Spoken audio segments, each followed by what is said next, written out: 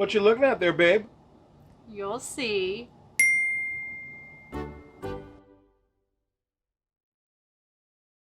Hey Dust 1947 players! For all your Dust needs, check out DustUSA.com. On our homepage, explore the Weird War II universe, learn how to get started, and find links to resources and our social media platforms to connect to our growing community. When you're ready to start or expand your army, head to our online shop to find everything you need, from starter sets to army boxes, accessories, and more. We keep the game going by creating new scenarios and campaigns, which you can download for free on our Play More page. And if you want to dive deeper, check out the Downloads page for free resources and our blog for news, updates, and guides for collecting and strategy.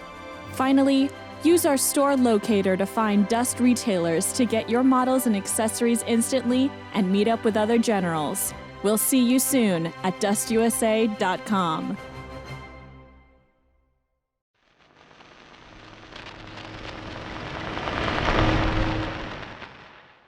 In this video, you will learn how to play Dust 1947, from building an army to fighting on the battlefield.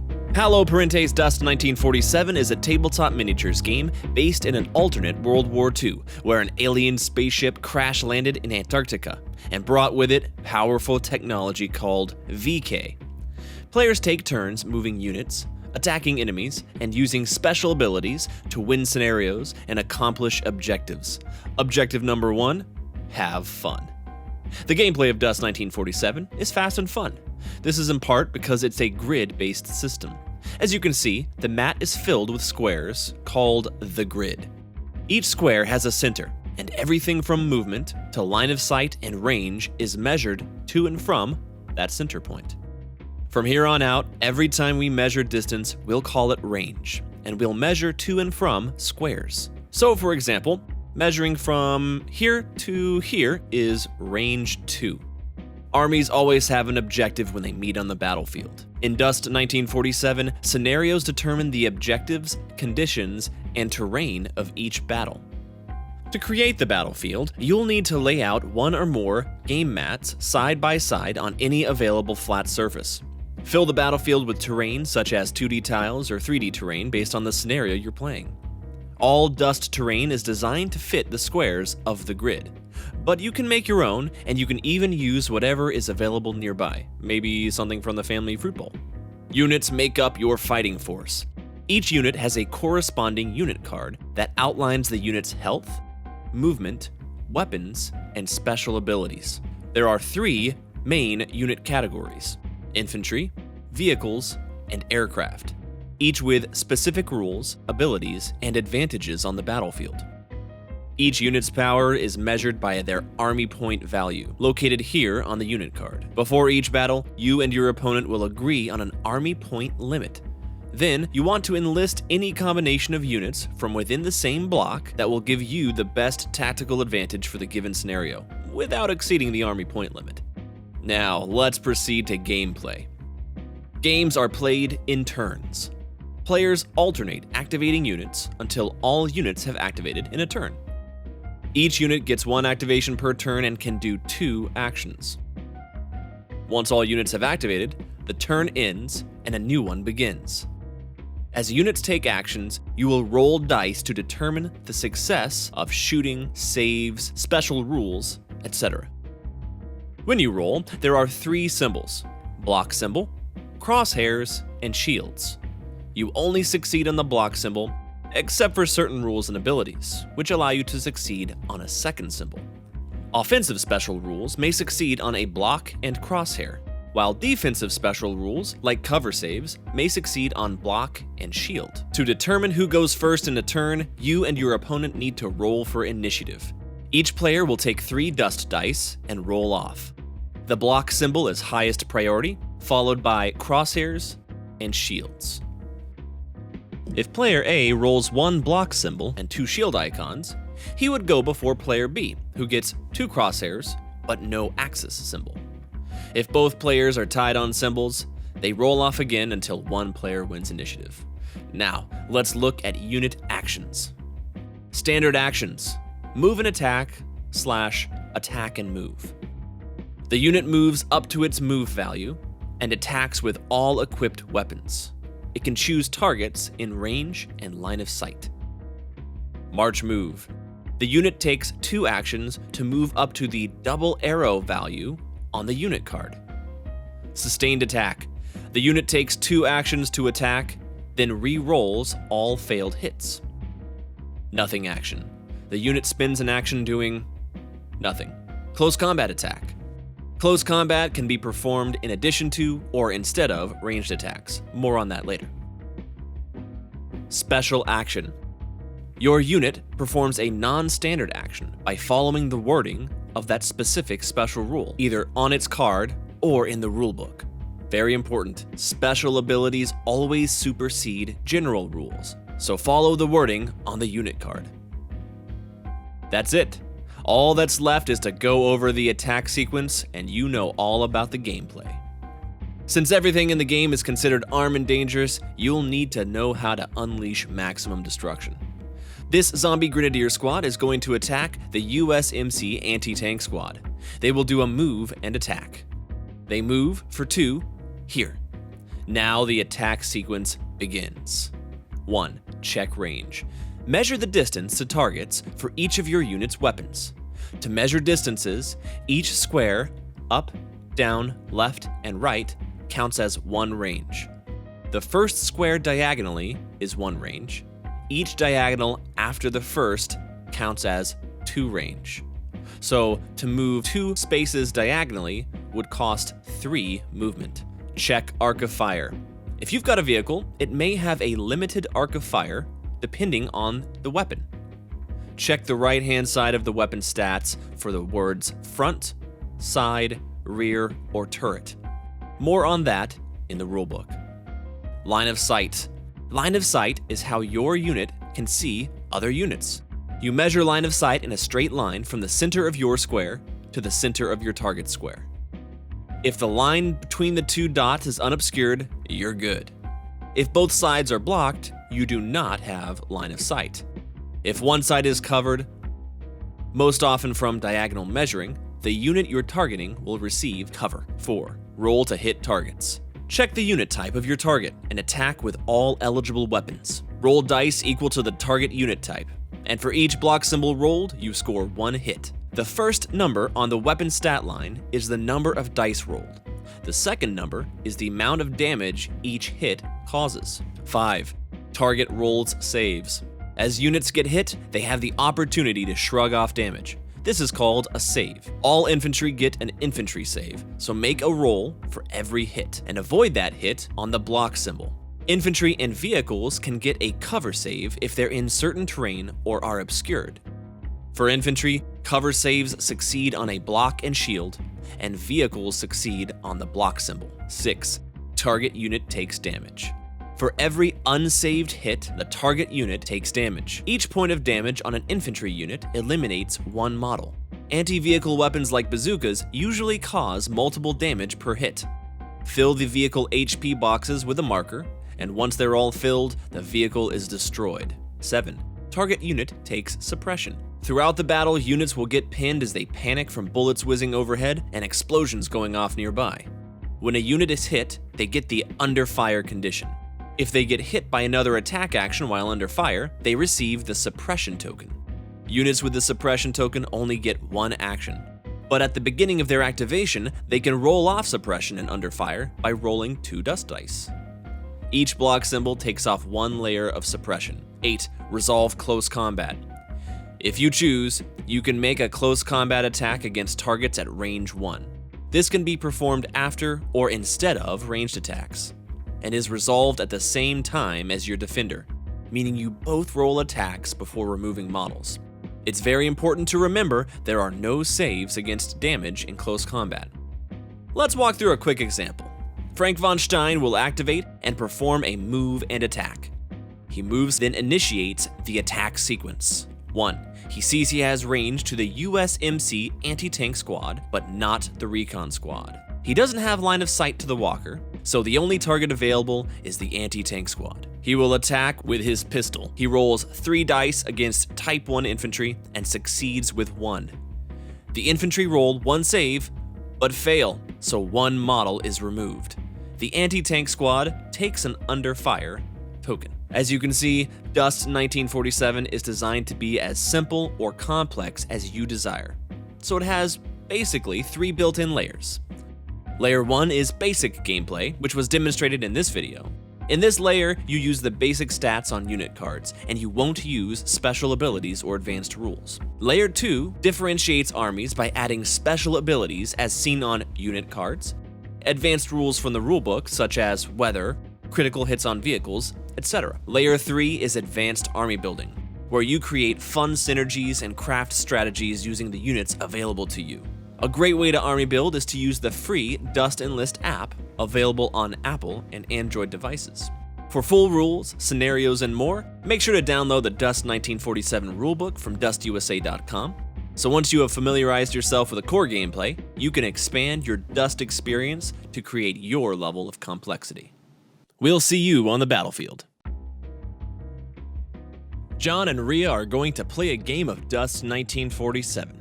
They grab the rulebook from dustusa.com and go to the scenarios section. They pick out the starter scenario and build their army lists. John will use cards and Rhea will use the free Dust Enlist app. As this is a smaller game, Rhea will use the Blut Crew starter set, and John will use a selection of units from his collection. They've placed the game mat and terrain features, so once they get their models out, they're ready to start. Turn 1 begins as they roll off for initiative.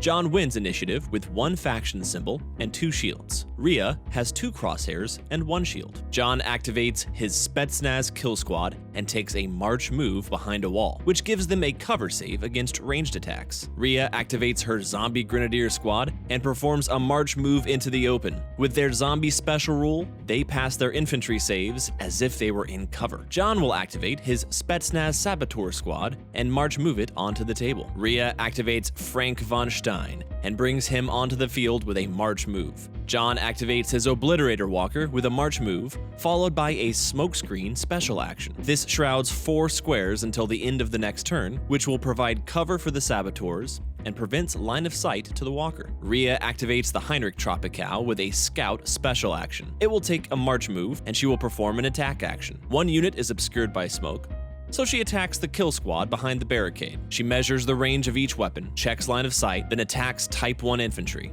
That's 9 attacks with the anti-aircraft gun and 7 attacks with the machine gun. She rolls 9 dice and hits with 3, then rolls 7 and hits with 2. John rolls 5 cover saves and passes 3. He removes 2 models of his choice from the kill squad. With all units activated, it's on to turn 2. Turn 2 begins with players rolling for initiative. Rhea wins with 1 crosshair and 2 shields. John gets 3 shields. Rhea sees an opportunity to take out the saboteur squad hiding in smoke, so she activates Frank von Stein and does a charge special action, which allows Frank to march move, then perform a close combat attack. He and the kill squad engage in brutal hand-to-hand combat, but Frank has Deadly Claws and the Expert and Berserk special abilities.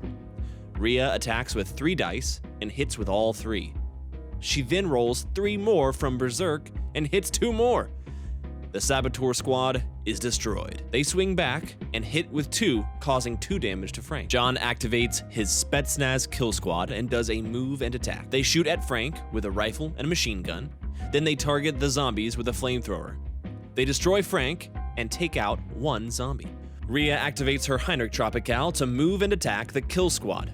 Out of 16 dice, she scores 5 hits. The kill squad saves 2, but 3 go through, eliminating the squad. With only 1 unit remaining, John has to make a dramatic move with his Obliterator Walker. It fires the dual rocket launcher at the Heinrich. 3 dice, 1 success. The vehicle is behind the wall, so it will get a cover save.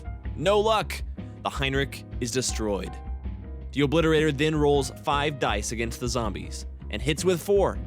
The zombies roll 1 save, so 3 are eliminated. Rhea activates her final chance. The lone zombie will perform a sustained attack action against the Obliterator with its Panzerfaust 100. If she fails the first roll, she can re-roll it. She rolls a shield, but re-rolls into a hit. The Panzerfaust does 4 damage to the Obliterator, but the damage-resilient special ability allows her to shrug off 1 point of damage per block symbol rolled. John rolls 4 dice and gets no block symbols.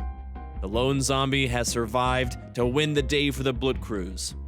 As you can see, a game of Dust 1947 is fast-paced and has many tense back-and-forth moments. Don't forget to visit DustUSA.com to download the full rulebook, extra scenarios, and more. Welcome, General. This is the Dust and List app for Paulo Parente's Dust 1947 tabletop game. In this video, you will learn how to use the Dust and List app to track your collection and build and save armies. In order to install the app, simply go to the Google Play Store or Apple App Store and download Dust and List. To add models that you own, tap on Your Units in the top right. Select a block. Next, scroll the list of models until you find yours and tap on it. There are 4 options, from left to right: not owned, owned, primed, and painted. You can modify the number of units of this type using the plus and minus buttons. When you're done adding units, tap the block name at the top to go back to the main menu. To build an army, tap the Build an Army button at the bottom. Next, choose the block and/or faction you want to build. In this case, we'll use the Allies block. Name your force and choose the army points value, and tap Create Army. There will be a plus icon to the top left of the list. Tap it. Now, you can see the full list of units available to your block. Tap a unit to add it to your army. Long press to view the unit's card before adding it. If you've already used the Your Units function, you can pick those models by tapping the Filter button and selecting the Owned checkbox. Now, you will see all models you own of your block. Platoons are special detachments of units that give you a bonus by fielding the required units. We're going to choose the Allied Heavy Ranger Platoon, and we'll tap Field Platoon. Now add the required units and your platoon bonus is active. You can view unit profiles at any time by long pressing on a unit icon. This will bring up its card in a mobile-friendly format. Here, you can view cost, movement, special abilities, and all weapons that are equipped. Many players use the app to play their games by using the unit cards available in the app. Finally, you can save and export your army list by tapping the block symbol in the top left and tapping Copy to Clipboard. You can send that via any messaging or social media post. Now that you know how to use the Dust and List app, you should check out our website to watch our How to Play video and join the Dust 1947 Facebook group and Discord channel. See you on the battlefield of Dust 1947. Everything changed when this German pilot crashed into Antarctica.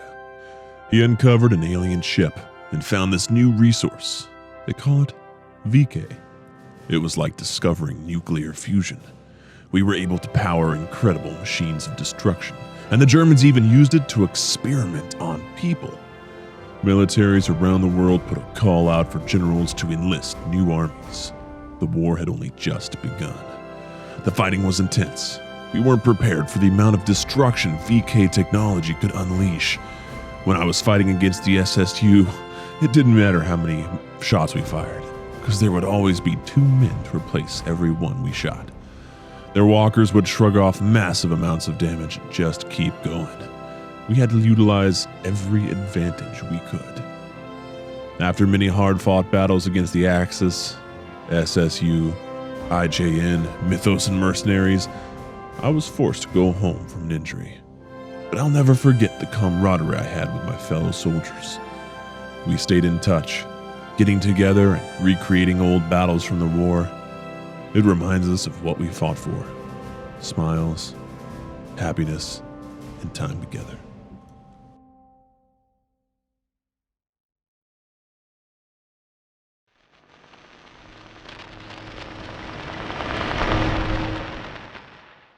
To begin your collection of Dust 1947, there's no better way than a starter set.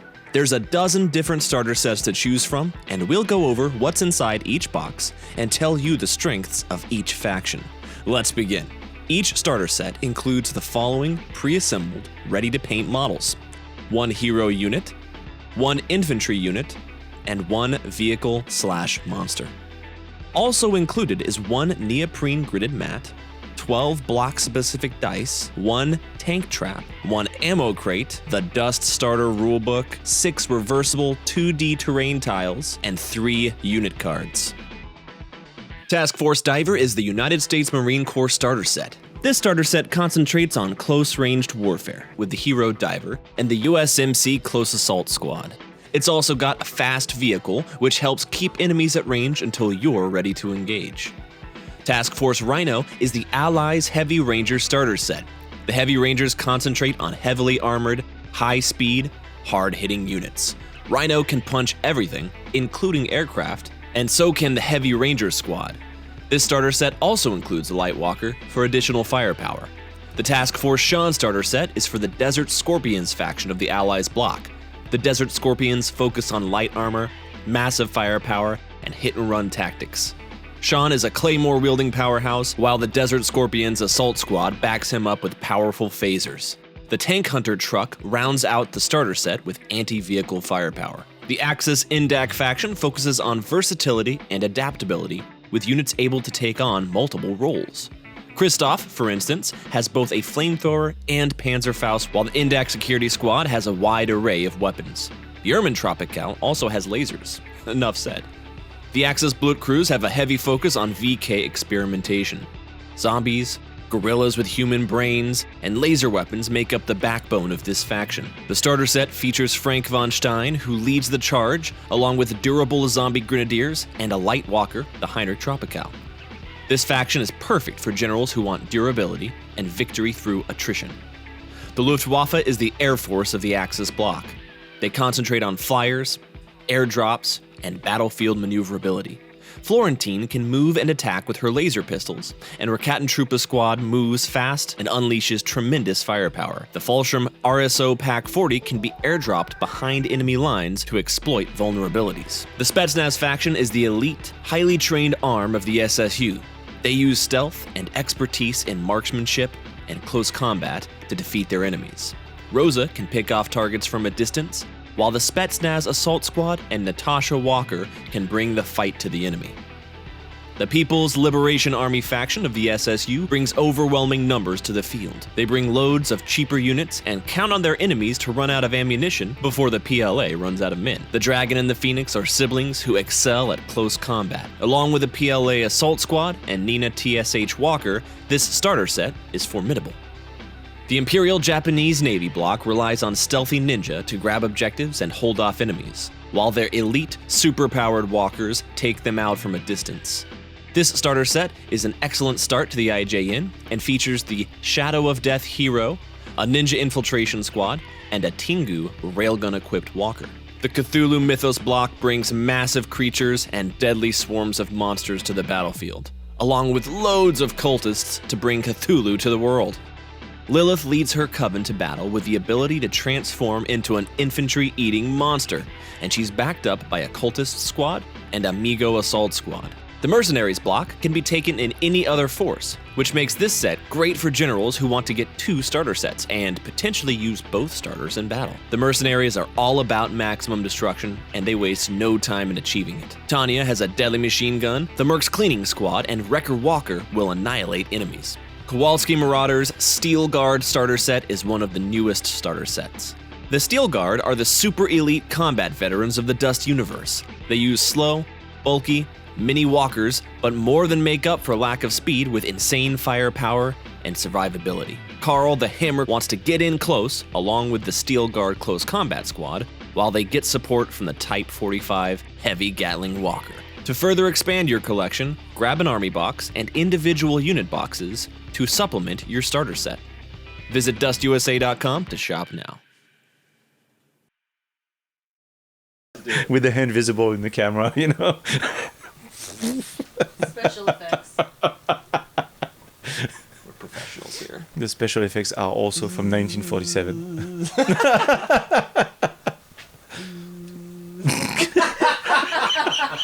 Okay, Hilarious. let's not do that because I won't be able to say anything. Please do it, right?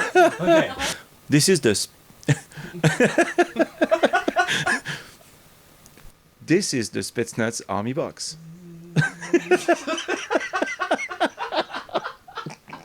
Perfect. Hold on.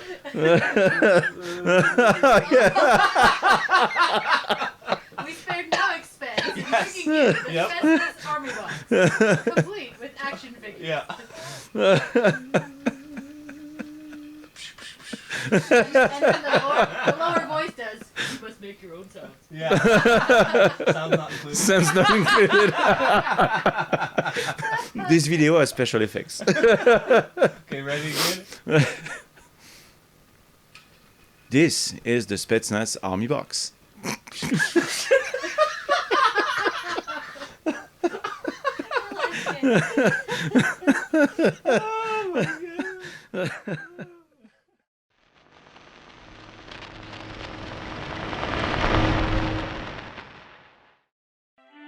It seems like yesterday that we were all together, playing Dust 1947 at each other's homes, game stores, and conventions across the United States.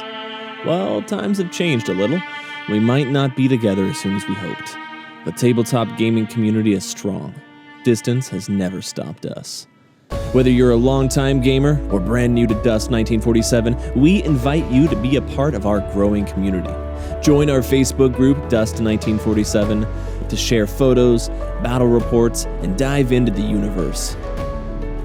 Join our Discord server where you can chat with other Dusters across the country in real time. Don't forget to check out DustUSA.com where you'll find our newsletter, updates, and resources to expand your gaming experience. You're not alone. Connect with us, and we look forward to having you as part of our great community.